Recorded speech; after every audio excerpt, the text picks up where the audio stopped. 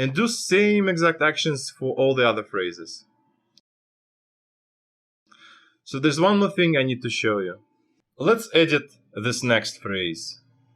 This one plays on channel 2. You can see the number in all column, right? It's number 2. So when you look at the track, it's actually on track 5 and not on 2. So let's just move it for convenience. Remember, its name is phrase 1022. So hit F2 to delete it. Don't worry, it's not gone. We'll get it back. So go to track 2 and press F1 to insert. As you can see, the last phrase 1022 is already highlighted. So just hit F8 and it will get inserted. So rearrange all the phrases same way, and it will be much easier for you to work with them. Okay, at this point I named and rearranged all of my tracks, and I have a total of 8 tracks here. Drum track is usually on channel 10, but before I change this patch, I like to mute all other tracks except for the one I'm working on. So hit the pad mode button and press 14 for the part mute.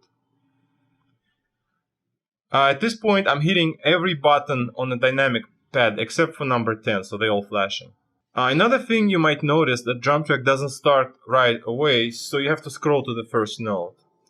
And we're going to loop it. So hit the loop button so it lights up. Press F5 loop.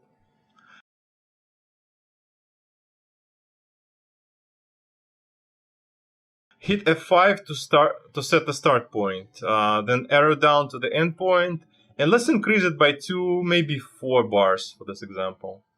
So it will loop now from 10 to 14. Hit F8 when done to close. Now if we play it, it will loop this region.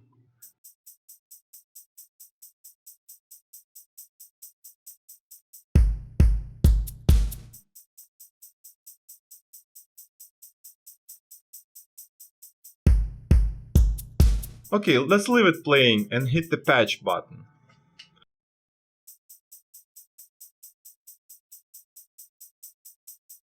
Highlight part 1 and scroll it until it says part 10. Make sure that the type is rhythm. In this case it's correct. So let's change the patch. You can hit enter or just F6. And then just go through the list until you find a drum kit that sounds good for this song.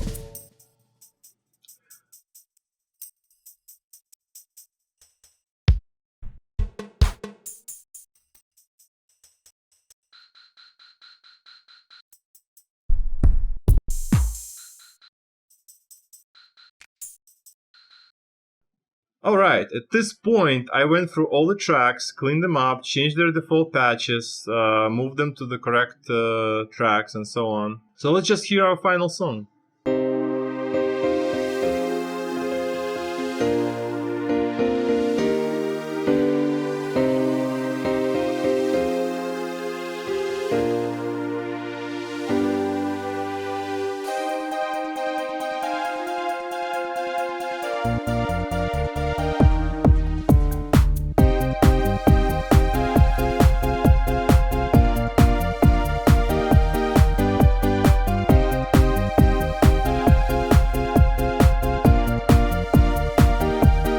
Okay, one last thing you might want to do is adjust track volume by pressing the studio button.